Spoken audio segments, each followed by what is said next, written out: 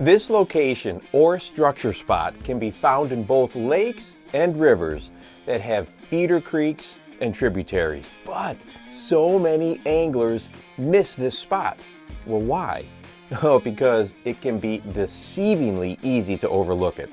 When going to the very back of a creek or a pocket, when things start to get really shallow, most anglers turn around and head back the other way.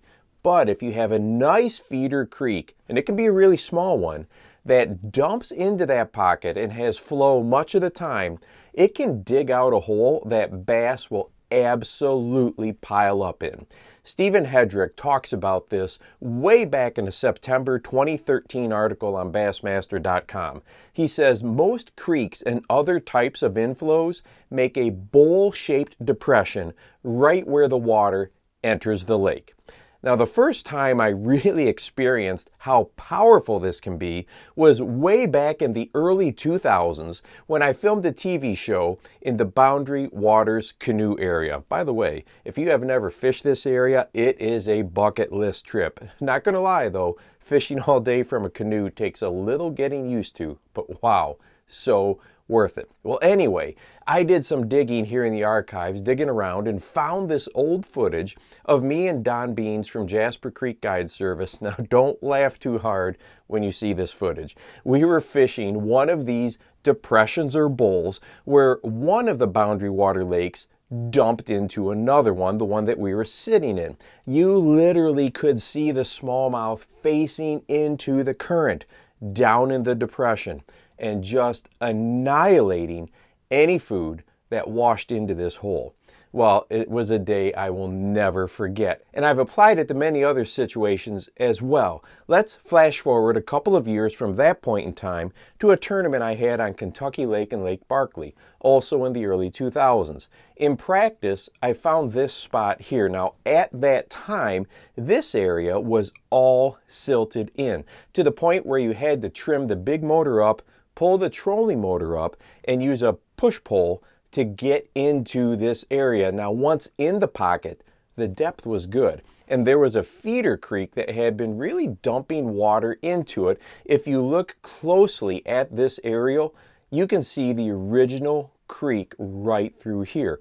It was stacked with bass. My co-angler for that event won his side of the tournament out of this pocket.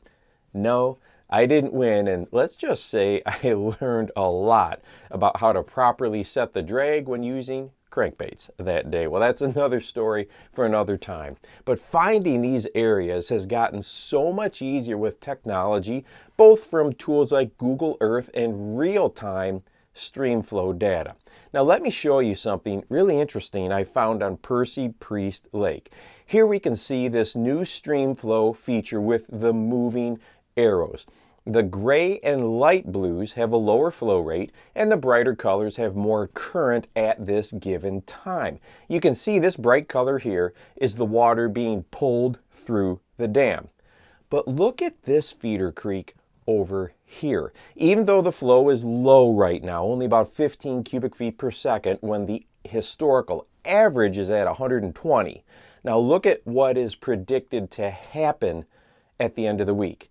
Now, I don't know if this is from predicted rain or if another reservoir upstream is scheduled to dump water out, but it is this type of surge that can do a couple of things. One, it can really dig out a depression like we have been talking about, but it can also have a noticeable impact through this whole creek arm. If I was fishing here later this week, this would be something to keep an eye on. Doing a little homework on your home waters for feeder creeks that may have a depression like this is well worth the time, but the payoff could be huge, especially because many anglers just won't investigate that far up. Thank you to the Deep Dive app for sponsoring this video. You can check them out on the Google Play Store, Apple Store, or just follow the link down below. And hey, if you want to watch a video that talks about how bass position in shade, it may surprise you in how we need to approach it. Go ahead and check this one out right here, and make sure that you go out and encourage someone today. You never know how you might just change their life. For the Bass Fishing Life, I'm your host, Steve Rogers.